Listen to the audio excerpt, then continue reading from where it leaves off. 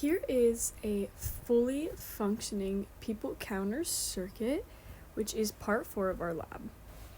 As you can see, when we put our hand over the LDRs, thus blocking the light and then removing it, the 7-segment display goes up by 1 value and just keeps circling the numbers 0 through 9. The purpose of this circuit is essentially just to count how many people are passing in front of these two light sensors. That's why it's called the people counter circuit. So here is the full circuit diagram, and it essentially uses chips we've already been working with, such as the 4027 JK flip-flop, a 4584 Schmitt trigger inverter, and a 4026 counter that drives the 7-segment display.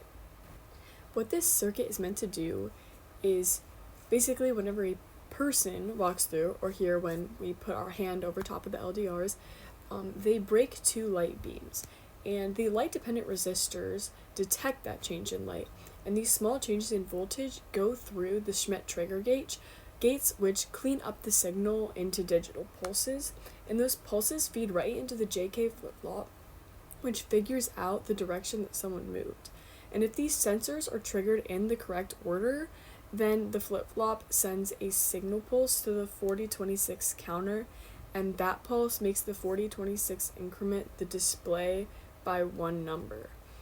So if the person walks the opposite way, the flip-flop will ignore it so that the count does not change at all.